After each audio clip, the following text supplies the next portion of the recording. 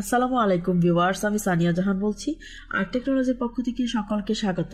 আজকে আমি তোমাদের সাথে যে টপিকসটি নিয়ে আলোচনা করব সেটি হচ্ছে অনুশীলনী 3.5-এর 30 নম্বর অঙ্কটা। শতকরা বার্ষিক 5 টাকা হার মুনাফায় কত টাকা 12 বছরের সবৃদ্ধিমূল 1280 টাকা হবে। এখন দেখো, এরকম টাইপের অঙ্ক কিন্তু আমি আগেরটা করছি, মানে 29 নম্বরটা।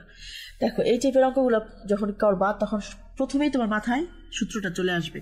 তুমি যখন প্র্যাকটিস করবা, বাসায় অনেকবার সূত্রগুলা দেখবা, সেই জন্যই আমাদের সূত্রটা কিন্তু মাথায় চলে আসছে যে সবৃদ্ধিমূলের সূত্রটা হচ্ছে S equal to P into 1 plus NR.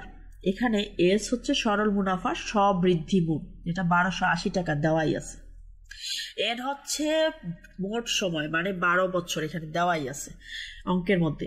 শতকরা বার্ষিক 5 টাকা হার, মানে হচ্ছে এখানে 5%। তাহলে প্রশ্ন অনুসারে আমরা সূত্রটা সুন্দর করে বসাই দিব, S equal to P into 1 plus N R. তাহলে পরবর্তী লাইনে এস এর মান হচ্ছে আমরা যেটা লিখেছি, সুন্দর করে কিন্তু লিখে দিয়েছি, ইন্ডিকেট করেছি 1280 টাকা, equal to P into 1 plus 12, N এর মান মানে মোট টাইম পিরিয়ডটা ছিল 12 বছর, সেজন্য 12 দিলাম, ইন্টু রেট 5% ছিল, 5%ই বসাইছি। পরবর্তী লাইনে দেখো 1280 equal to P into 1 plus 12 into 5 divided by 100। এই যে 5%, এই পার্সেন্টেজের জন্য কিন্তু 100 মানে শতকরা। পাশে কিন্তু আমি আবার দিয়েও দিয়েছি, কেন লিখেছি 5% ইকুয়াল টু 5/100।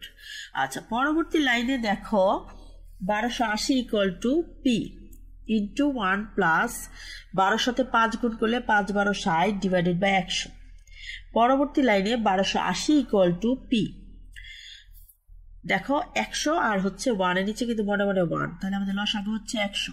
100 সাথে 1 গুণ করলে 100, যোগ 100কে 100 দিয়ে ভাগ করলে 1, যেটা 60-এর সাথে গুণ করলে 60। তাহলে পরবর্তী লাইনে দেখো 1280 ইকুয়াল টু পি ইন্টু 100 সাথে 60 গুণ করলে হয় 160 ডিভাইডেড বাই 100। পরবর্তীতে দেখো আমাদের 1280 জায়গায় থাকবে ইকুয়াল টু পি।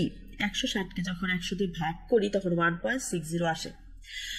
পক্ষান্তর করে পি এর মান যেহেতু আমরা বের করবো, তাহলে উপরে 1280 চলে যাবে ডিভাইডেড বাই 1.60, যেটাকে ভাগ করলে আমরা পাই 800, মানে আমাদের মোট মূলধন 800 টাকা ছিল। এটাই হচ্ছে আমাদের আনসার। তোমরা যদি খুব মাথায় রাখো যে কিভাবে আমার সূত্রটা হবে, কিভাবে করলে আমার সলভ হয়ে যাবে, সূত্র যার মাথায় থাকবে সে কিন্তু খুব সহজে অঙ্কটা ধরে ফেলতে পারবে।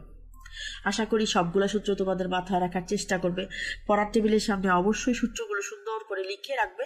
যখনই তুমি আসবে, তুমি ওইটার দিকে একটু চোখ বোলাবে, দেখবে তোমার সূত্রটা একদম খুব সহজে তোমার মাথায় গেঁথে গেছে। কারণ আমরা যতই পড়ি, পড়াটা মনে থাকে না, যতই প্র্যাকটিস করি সেটাও আমরা ভুলে যাই, কিন্তু এই যে আমরা দেখি, দেখাটা কিন্তু আমাদের অনেকটা মাথায় গেঁথে যায়।